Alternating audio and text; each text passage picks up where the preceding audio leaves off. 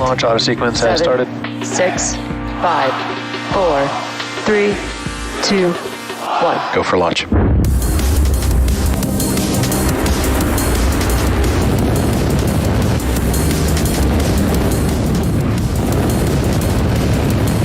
Vehicle is supersonic. Stage separation confirmed. Dragon, separation confirmed.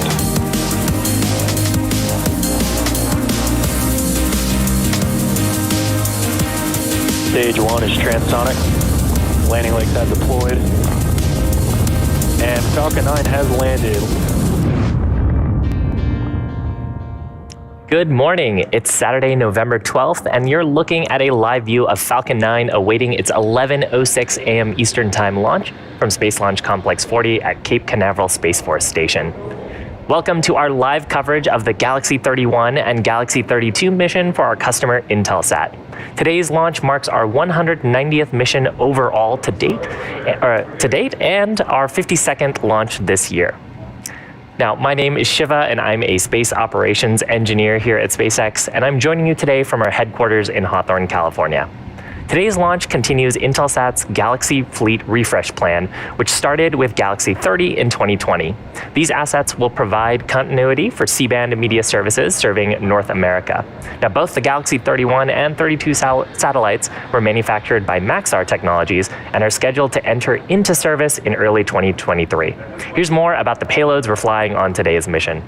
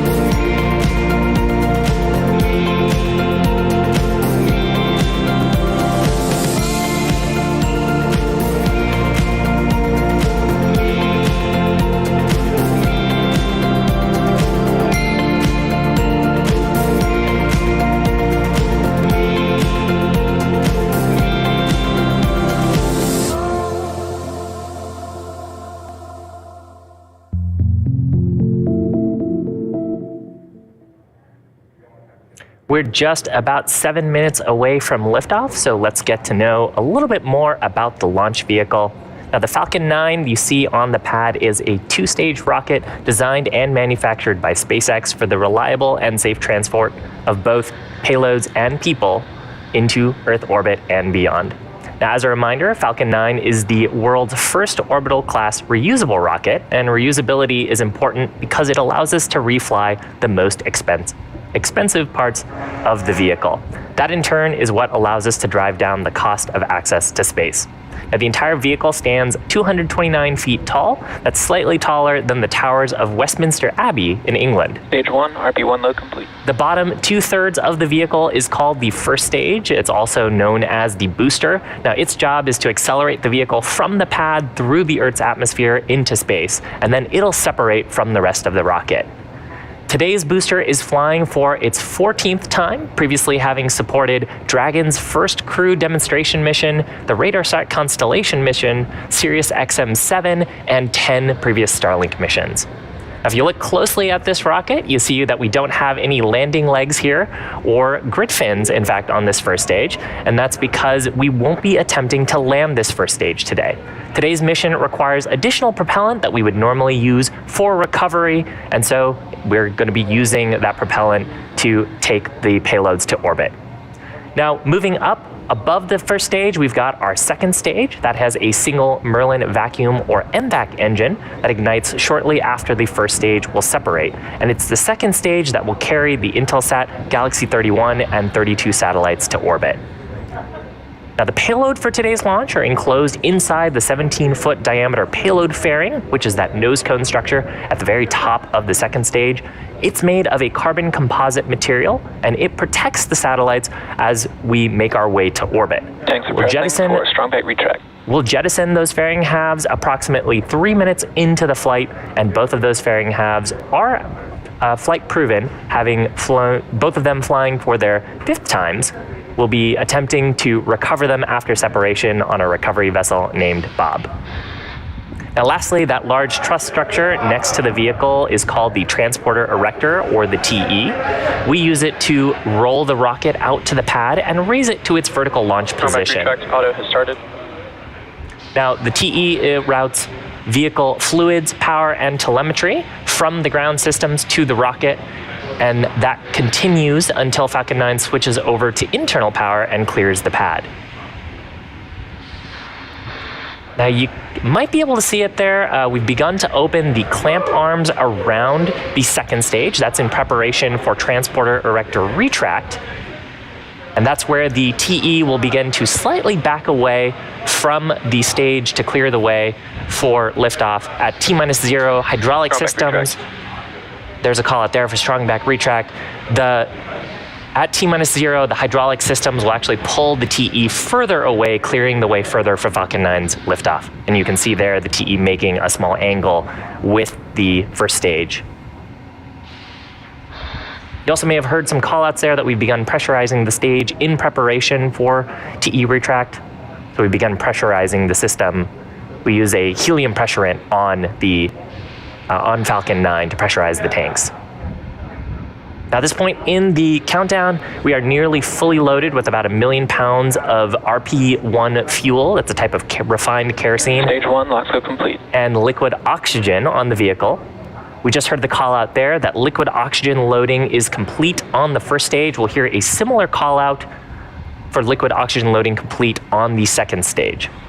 Now, Falcon 9 uses rocket propellant 1 as its fuel and liquid oxygen as its oxidizer. An oxidizer is a type of chemical that a fuel requires to burn, and we chill that liquid oxygen significantly below its boiling point. That allows us to load more mass per volume into the vehicle and get more propellant and performance out of the rocket. Now, in addition to both the RP1 and liquid oxygen, we use a chemical called TTEB, triethyl aluminum and triethyl borane, as an ignition source. When we combine those two chemicals, they they produce a hot flame and ignite the RP1 and liquid oxygen to make the rocket go. Coming up, we're about 10 seconds away from liquid oxygen loading complete on the second stage. With that call out, we will be completely loaded with propellants for flight.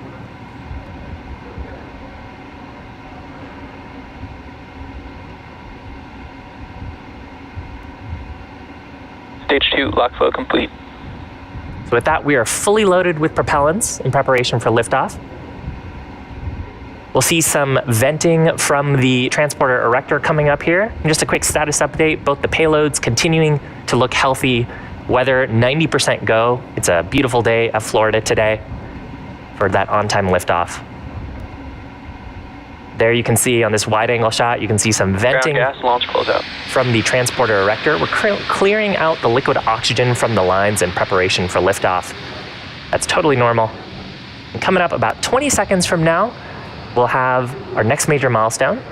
That's where Falcon 9's internal flight computers will take control of the countdown. That's where Falcon 9 transitions to startup.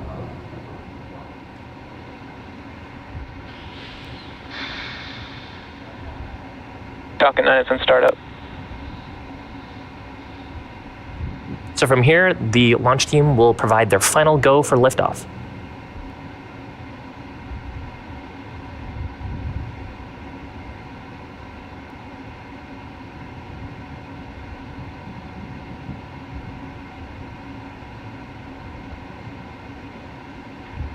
LD, go for launch. So with that, the launch director giving their final go for launch. Nice, 30 seconds. 30 seconds to go. Let's watch as Falcon 9 takes Intelsat Galaxy 31 and 32 to orbit.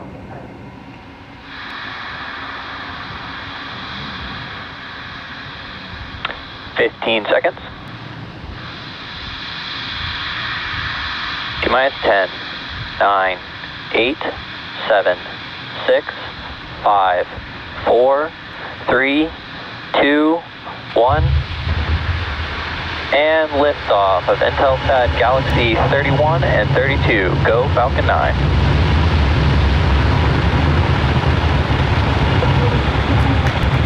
Vehicles pitching downrange. M1D chamber pressure nominal.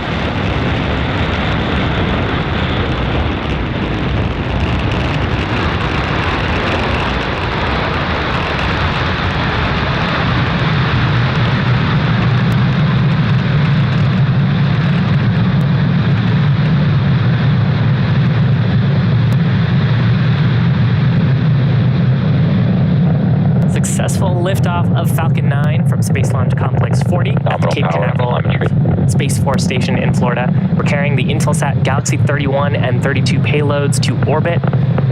Now, we've just begun throttling down the Merlin 1D engines in preparation for maximum dynamic pressure. And we've also begun to tilt the engines. That's called gimbaling, and that's why we've begun to move horizontally away from the launch pad. That maneuver is called a gravity turn. Max Q.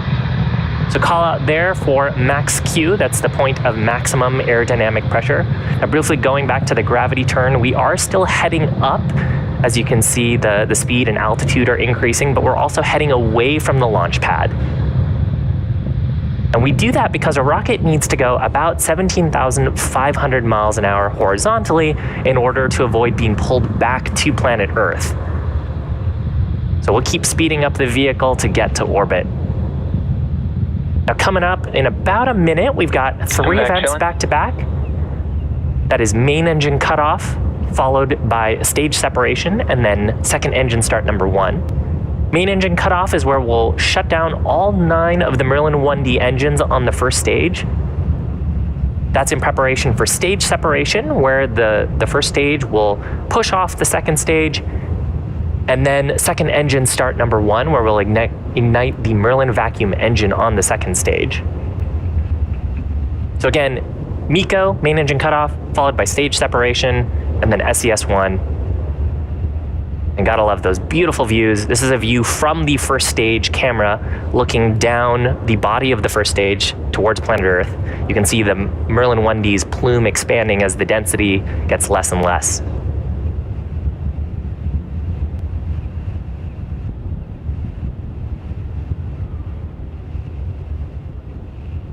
MECO. Stage separation confirmed. And vac ignition. Stage 1 FTS is saved. Awesome. So MECO, stage sep, and second engine start complete.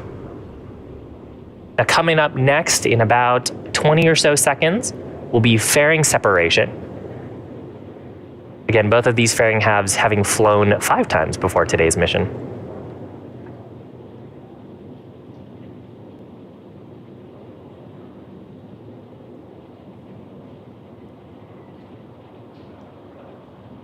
And some great views of planet Earth behind the Merlin vacuum engine.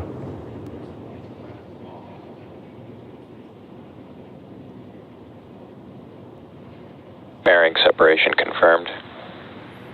So there is successful fairing separation. We'll be attempting to recover those fairing halves again once they make their way back to Earth on a recovery vessel named Bob. Acquisition of signal. You can actually see one of the fairing halves in frame there as it goes back to planet Earth. We actually got our first glimpse of the payload as well today. As a reminder, we are not attempting landing on our first stage. So the next major milestone will be second engine cutoff number 1. That's about 4 minutes from now. And again, the reason we're not attempting to recover our first stage today is because today's payload needed a little more performance out of Falcon 9.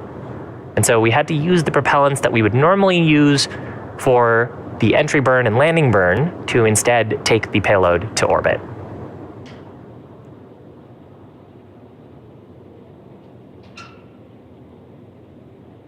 Now, the first of these 2 burns is taking us into what's called a parking orbit. So that is a roughly circular orbit that we'll be going into before we take a second burn later on in today's broadcast.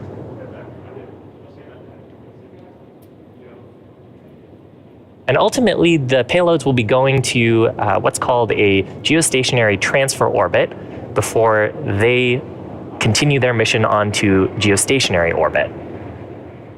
So for this first burn, the Merlin vacuum engine is continuing to burn and take the second stage and the payloads to orbit. Now, the Merlin vacuum engine is extremely similar to the Merlin 1D engines. It does feature more redundancy and a much larger expansion nozzle, and that allows us to maximize the efficiency of the burn in space. And the reason that expansion nozzle makes the burn more efficient is because we're able to expand the gases further in the vacuum of space than we are on the ground. On the ground, we've got about 14 pounds per square inch of pressure from the atmosphere pushing down on us. And so as you try to expand a gas, you have to keep the pressure matching with that atmospheric pressure. And that means you can't get as much push out of the gas out of the nozzle. But in the vacuum of space, we don't have to contend with that. And so we can actually get more of the force out of the expanding propellant to push the second stage, and that increases the efficiency. And Merlin Vacuum operates with the highest efficiency ever made for an American hydrocarbon rocket engine.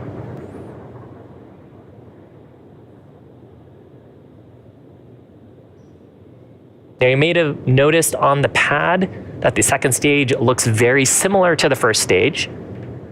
It doesn't just look similar, it has the same diameter, it uses the same metal composition in the tanks, the same computers, and the same propellants, and almost the same engine. And that allows us to use similar tooling, design techniques, and systems to build two rockets that are more reliable. Anything that we learn on the first stage often applies to the second stage and vice versa. Now, if you're just joining us, welcome. You're watching our webcast coverage of the Intelsat Galaxy 31-32 mission. Trajectory is nominal. You've got a view of the second stage Merlin vacuum engine, along with planet Earth behind us. We're about 4 minutes in to a 5-minute burn. We had successful liftoff, stage separation and second engine start, as well as fairing separation from Space Launch Complex 40 at Cape Canaveral Space Force Station. And we didn't attempt to recover our first stage today, as we needed the propellants for additional performance to get our payloads to orbit. Now, we're currently awaiting second engine cutoff number 1, or SECO 1. That coming up in just about 20 seconds from now. Terminal guidance. Stage 2 FTS is safe.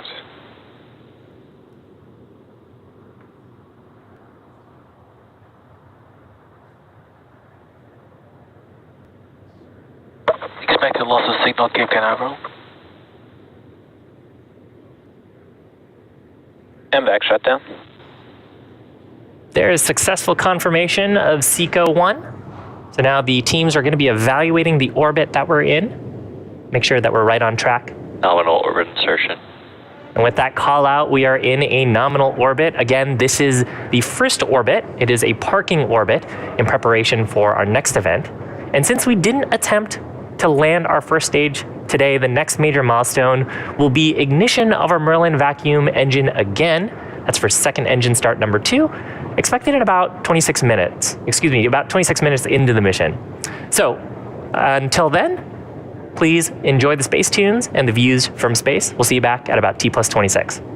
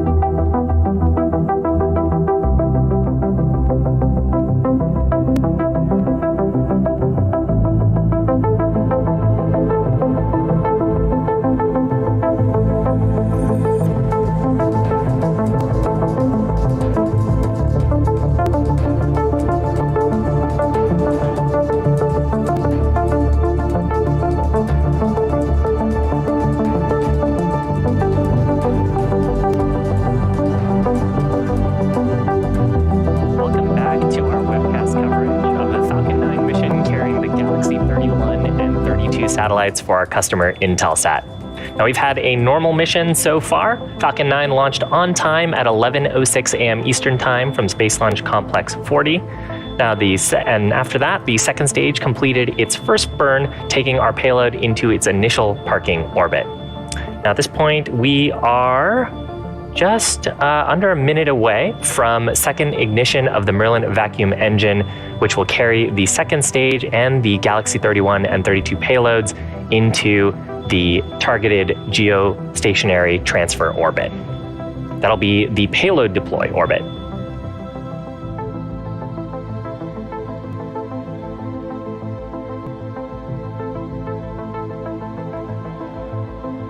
Vac ignition. There is successful startup of the Merlin vacuum engine. Now, this burn will last just a little bit over a minute.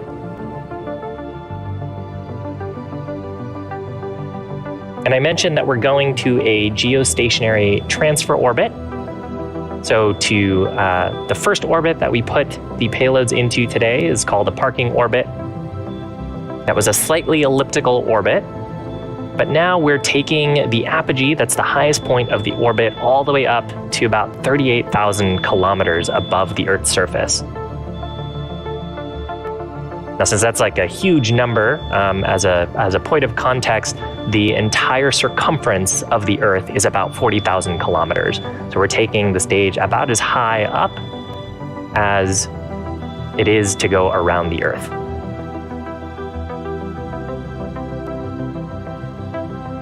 Now, the payloads are still attached to the stage at this point, so they're coming along for the ride. And once we are in this highly elliptical orbit around our planet, we will transition into payload separation.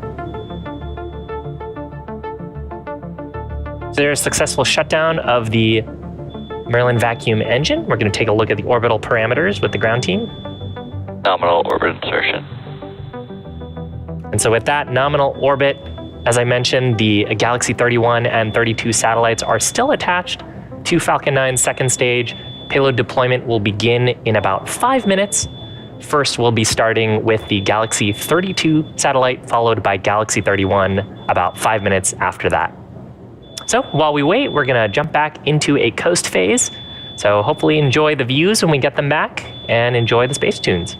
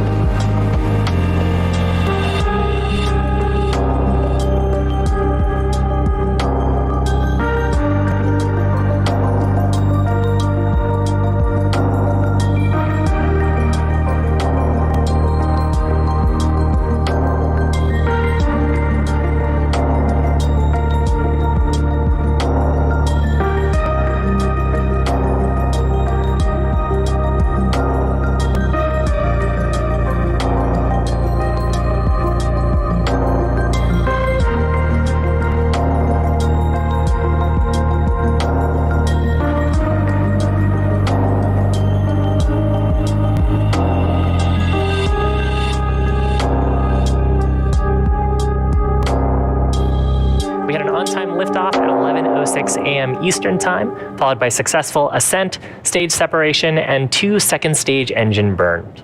Now, as a reminder, today's launch continues Intelsat's Galaxy fleet refresh plan. Intelsat has the most extensive space and ground network combined worldwide, with over 50 satellites, 60 teleports, and point of presence on the ground, as well as 100,000 miles of fiber.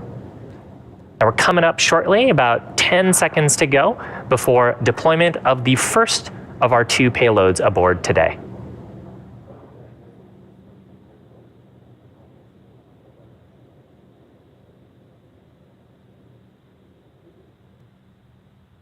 Confirmed separation on first payload.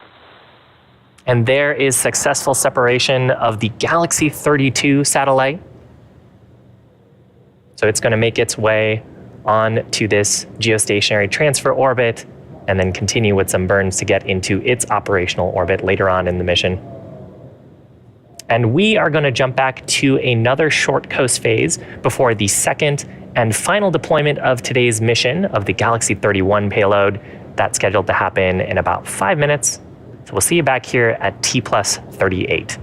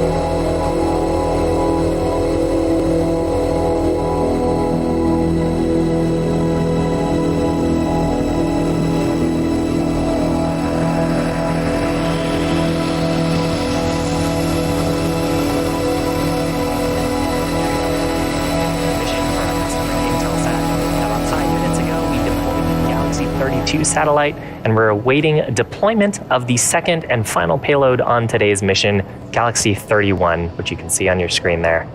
Payload deploy coming up just under about 10 seconds from now.